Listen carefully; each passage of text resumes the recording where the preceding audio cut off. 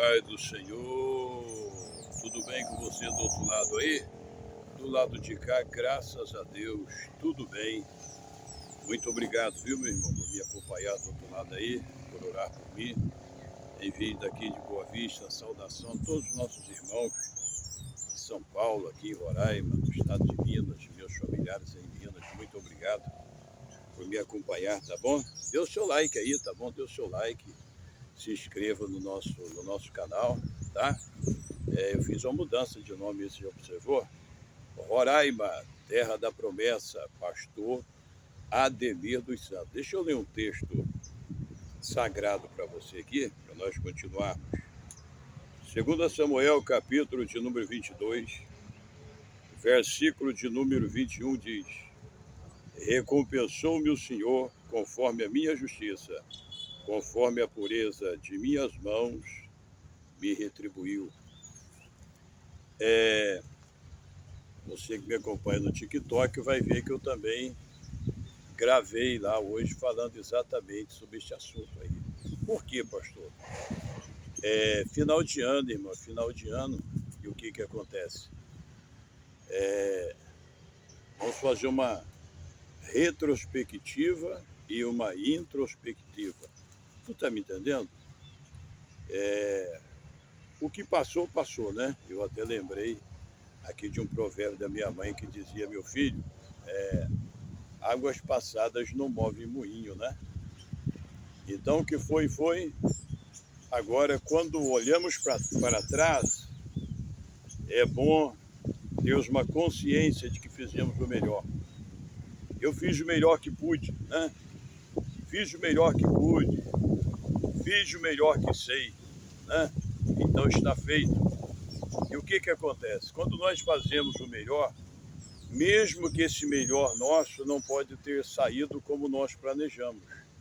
Nós planejamos o melhor e fizemos o melhor. Só que o nosso melhor, nós fizemos o melhor de nós, e a impressão que se tem é que nós não alcançamos os nossos objetivos. E aí a gente tem que lembrar também, você que serve a Deus, né, tá do outro lado aí, a oração do Pai Nosso que Jesus ensinou: seja feita a tua vontade, tanto na terra como nos céus, não é verdade?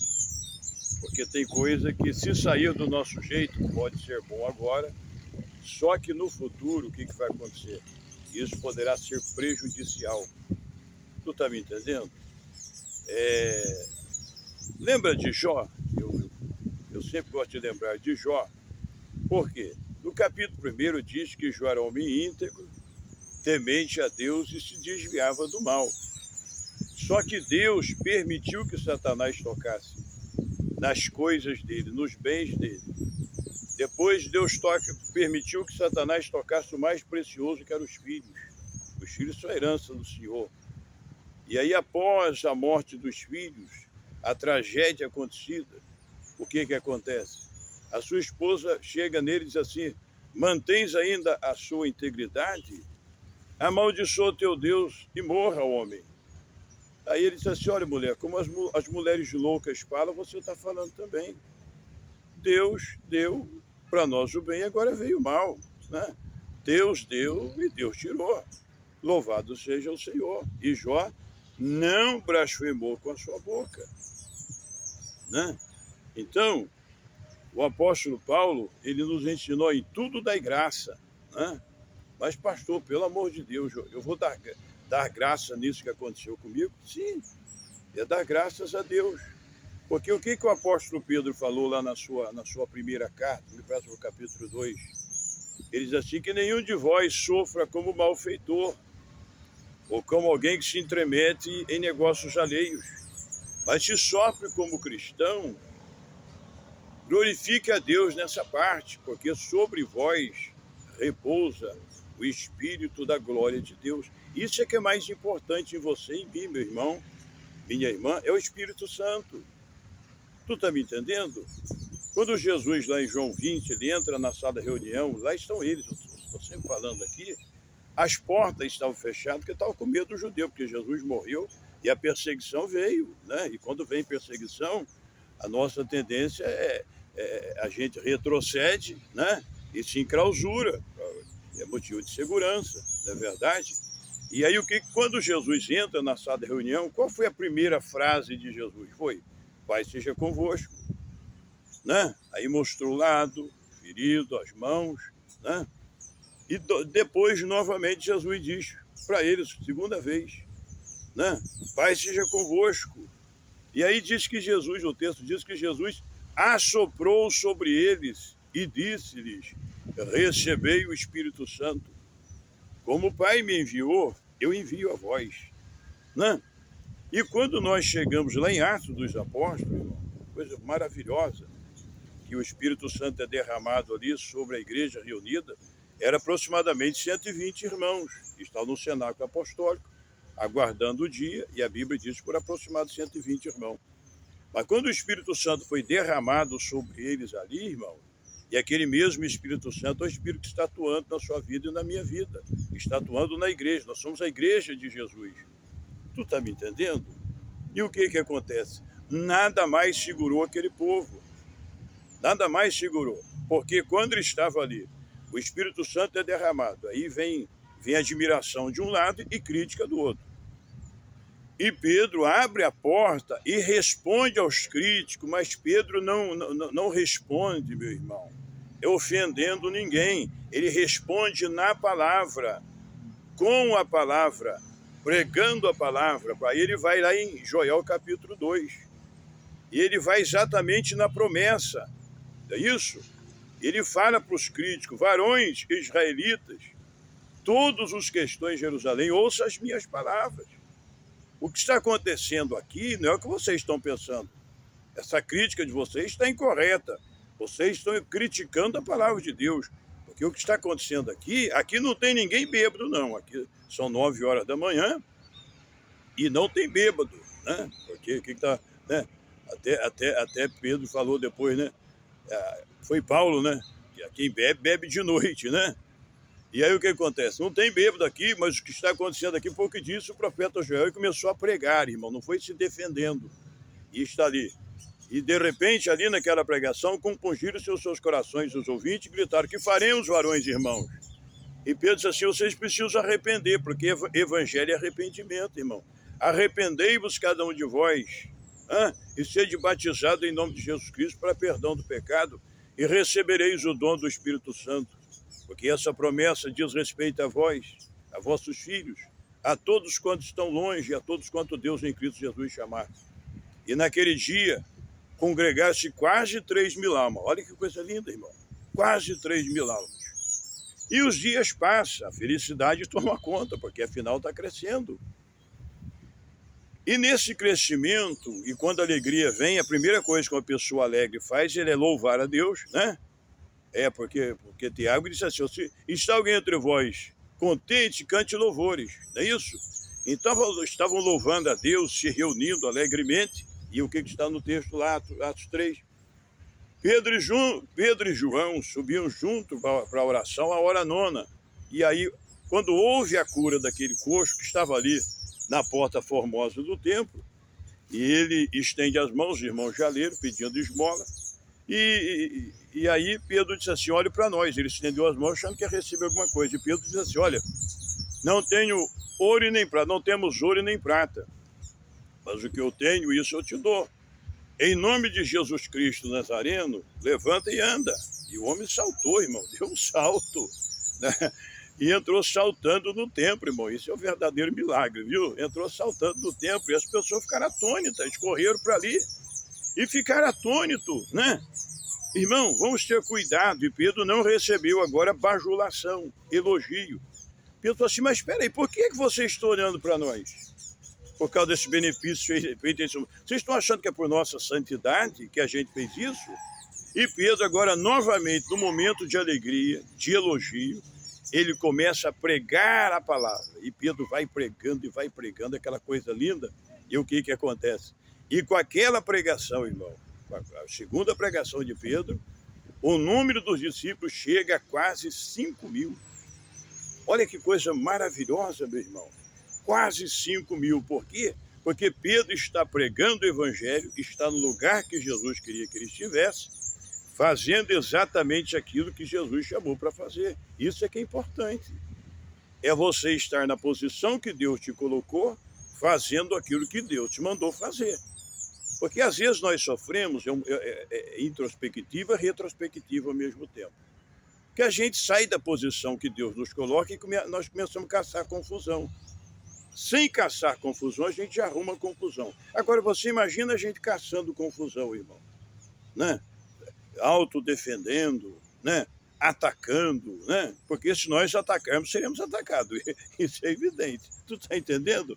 Mas quando nós pregamos a palavra, não é a nossa palavra, é a palavra de Deus. E ali, com aquela pregação ali, né, do coxo, aí o número dos discípulos chega a quase 5.000. Agora tem que prender. Olha a perseguição aí. Vão prender. E são levados perante as autoridades. E de repente lá Pedro faz uma outra pregação, irmão, olha que coisa linda.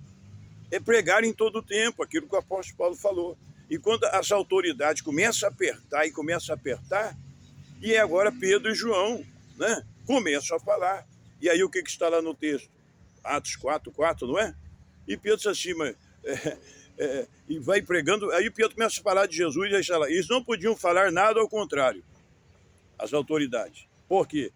Porque quando eles olharam, lembraram-se de que Pedro e João haviam estado com Jesus, porque eram homens indoutos e sem letra, irmão. Era semi-analfa, pescadores. Tu está entendendo? Então, é isso que Jesus faz. Jesus te escolheu, irmão. Se Jesus te escolheu, entendeu? É claro que você tem uma liderança. Ninguém aprende sozinho. Essa é a forma de Deus. Alguém aprende com alguém. Deus usou alguém para te ensinar, para te instruir, para te formar, entendeu? Mas foi uma ação divina. Foi Deus que te escolheu, meu irmão. E Deus escolheu você. Eu estou falando aqui para que o nosso canal é um canal missionário, né? Nós nos propomos falar sobre obra missionária e motivar aqueles que verdadeiramente Jesus chamou para ser missionários. Tu está entendendo? Ou chamou para ser um pastor. Tu está me entendendo? Ah, mas eu não tenho isso, não tenho aquilo. Pedro e João eram homens indoutos sem letra. Eu quero mandar um abraço aqui para o papai, né? Um beijo, papai, amo o senhor. Papai sempre acompanha os meus vídeos lá em Minas Gerais, né? Mas o meu pai nunca foi numa escola. Lê muito bem, prega muito bem, nunca foi numa escola. Quando ele não tinha Jesus ainda, ele aprendeu a ler com o compadre dele, com o compadre Silvestre, né? E aí o que acontece? O papai... para mim, para evangelizar, eu não vi alguém do nível de papai para poder evangelizar nas ruas. Eu vi papai conversando com médico, com advogado, papai muito querido, e nunca embaraçou em tema nenhum do Novo Testamento. E nunca foi uma escola. Mas eu vejo no meu pai, com 86 anos de idade, uma chamada de Deus. Deus chamou meu pai, né? Deus chamou meu pai. Eu louvo a Deus por isso. Então, o importante é a pessoa olhar para você e ver que você esteve com Jesus. E ver que Jesus está em você. A pessoa, às vezes, até os críticos, olham para a sua vida, né? Eles analisam você, criticam você, só que, de repente, ele diz assim, mas peraí, esse cara é crente. Isso é crente, porque o sobrenatural tem que ser evidente na sua vida, o sobrenatural de Deus. O que é o sobrenatural de Deus? É a presença de Deus em você, e a presença do Espírito Santo nas suas palavras. Porque Jesus falou, vocês vão ser levados perante a autoridade e não se preocupe com aquilo que vocês vão responder. Porque na hora o Espírito Santo dará para vocês a palavra que vocês devem falar, né? Porque às vezes a gente estuda, né? Tem que se informar, e eu sempre estou motivando a juventude a se formar e tal. Eu até falei ontem na igreja, eu aprendi a carpinar café com o papai. Eu sou exímio carpinador de café. De inchado, entendo, mexer com cavalo, né? Por isso que eu gravo aqui no Jockey Club. Essa é a minha área, viu, irmão? Essa é a minha área. Depois fui para São Paulo, metalúrgico e tal. Jesus me chamou, pedi demissão e caí aqui para Roraima, aqui na Amazônia. Só que a gente recebe crítica, sofre um bocadinho, tu tá entendendo? Mas quando eu olho para trás, né, eu faço uma introspectiva da minha vida e depois eu faço uma retrospectiva e eu louvo a Deus, irmão. Porque eu vejo o resultado no trabalho que Jesus colocou nas minhas mãos para fazer, não com a minha capacidade, que eu não tenho capacidade, mas a capacidade quem nos dá é Jesus Cristo através do Espírito Santo, está me entendendo? Seguindo em Atos dos Apóstolos, E a igreja está crescendo, isso para apanharam, contaram para a igreja, você já leu lá, né? Acho que no final do capítulo 4 de Atos. E quando eles... Aí o Gamaliel entrou em cena, olha, cuidado, vocês vão fazer com esses homens. O Judas Galileu promoveu sedição, ele morreu, a turma dele foi dispersa, depois o Teudas também, ele morreu e o grupo dele foi disperso. Veja aí o que vocês estão fazendo com esses homens aí, viu? Porque se essa obra for de homem, ela se disparar. Mas se essa obra for de Deus, vocês estão correndo o risco de estar lutando contra Deus. Aí combinou, né? Deu uma surra neles aqui em Roraima. Nós chamamos que deu uma peia ou deu uma pisa neles, né? E era para sair reclamando, irmão, até desviado dali. Mas sabe como é que eles saíram? Aí você já leu, lá em Atos. Saíram diante da presença das autoridades, regozijando-se por ser achado digno de sofrer afronta pelo nome de Jesus. Aí chegou lá e contou para a igreja aí unida. E aí os irmãos, quando ouviram o relato, deveriam murmurar, fazer pergunta? Não. Começaram a orar. Começaram a orar a Deus, né? Senhor, é contra o teu santo filho que estão levantando, não só Herodes. Aí começaram a falar. E o que está lá escrito? Tendo eles orado, tremeu o lugar onde estavam reunidos, e todos foram cheios do Espírito Santo, e começaram a falar com ousadia a palavra de Deus. E aí está crescendo, irmão, está crescendo. Cresceu tanto que começou a ter confusão. Você já leu Atos 6, né? As hebreias com as gregas, né, e tal, e confusão na distribuição diária de alimento. E aí os apóstolos congregam o povo, faz uma reunião com o povo, olha, e para poder tratar desse assunto. Aí Pedro diz assim, olha, não é bom que deixamos a palavra de Deus e sirvamos as mesas. Escolhei, pois, dentre vós 7 homens, cheios do Espírito Santo, de fé e de sabedoria, constituamos sobre esse importante negócio. E nós perseveraremos no ministério da palavra e na oração. Então esse é o chamado de pastor, irmão. O ministério de pastor é palavra e oração. Oração e palavra. Isso é um casamento. O doutor Gesiel Nunes Gomes, num dos seus vídeos, né, o mestre da arte do ensino, ele fala sobre isso aí. O que Deus uniu, o homem não separa. E aí, de vez em quando, né, irmão, principalmente em época de política, né, nós crentes mesmo vamos meter onde nós não fomos chamados para poder atuar, inclusive o pastor, né? Aí vai se meter onde não foi chamado, mas começa a sofrer e traz sofrimento para a igreja. E Jesus não vai defender. Por quê? Jesus não chamou o pastor para se meter em política. Ele pode até alertar o povo, ensinar o povo a votar, né? Agora, pastor se mete em política, é candidato, que Jesus chamou. Aí está lá em Brasília, irmão, não entendo esse negócio, não. Entendeu? Eu não vi nenhum discípulo lá no Sinédrio, né? E tal. Eu não vi, não, irmão. Eu não vi, não. Eu vi alguém formado ali, né, por Gamaliel, foi formado, né, e ficou um homem perigoso. No caminho de Damasco, converteu-se em Damasco, mas Jesus fala no caminho de Damasco, e tornou-se um exímio pregador do Evangelho. É isso que a gente entende, viu, irmão? Porque Jesus pode pegar lá de Brasília, pode pegar da Assembleia Legislativa, da Câmara de Vereador, né? E pega alguém que está lá e coloca no ministério. Para quê? Para se ocupar no ministério da palavra e na oração. Porque essas duas coisas estão casadas e tem que fazer parte da vida de um pastor. Ele não pode se apartar do ministério da palavra e da oração para poder cuidar de coisas terrenas. Porque a gente que é crente, né, irmão? Você que aprendeu na sua igreja, você sabe que a palavra diácono quer dizer servo sob segunda ordem.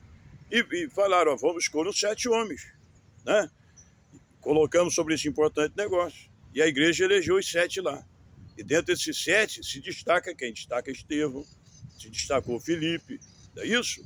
E o que acontece? Quando termina ali, o que está escrito? Grande parte dos sacerdotes obedecia à fé, né? E a igreja do Senhor se multiplicava. Multiplicação, irmão, o 5 vira o quê?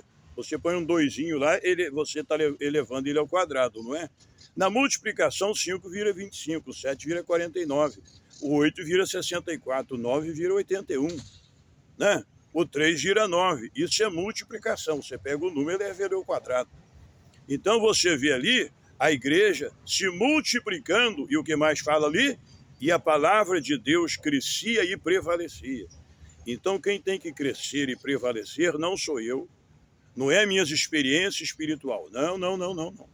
O que tem que crescer e prevalecer é a palavra de Deus. Final de ano, introspectiva, retrospectiva, retribuiu-me o Senhor, eu li ali, né? Conforme a minha justiça. Aí alguém está te acusando, irmão? Jó 31:6, né? Pese-me em balanças fiéis, conhecerá Deus a minha sinceridade. Então isso é importante, você olhar para trás, olhar para você e dizer, Senhor, o Senhor me sonda, o Senhor me conhece, o Senhor sabe quando eu me assento, quando eu me levanto, de longe o Senhor penetra no meu pensamento. Tu está me entendendo? E deixa as pedradas virem, viu, irmão? Deixa as pedradas virem, deixa a acusação vir, porque se você estiver no lugar de Deus, na presença de Deus, fazendo as coisas de Deus, Jesus, ele te defende, tá bom? Jesus defende você. Deus é contigo. Salmo de número 58, último versículo. Deveras, há um Deus que julga na terra. Deveras, há uma recompensa para o justo. E quem te justifica é Jesus. Não precisa se autodefender, porque Jesus está contemplando o seu trabalho. Tá bom, meu irmão?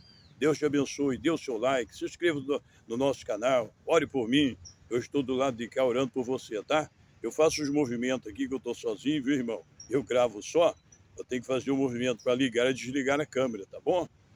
Deus abençoe você, pastor Ademir dos Santos, né? Como diz aquele grande jornalista, o Celso Garcia, né? Ele diz assim, ó, de Brasília, Alexandre, né? De Brasília, Alexandre Garcia. Aqui é de Boa Vista, Roraima, pastor Ademir dos Santos. Fique com Deus, Deus te abençoe. Até o nosso próximo encontro, em o nome de Jesus. Amém.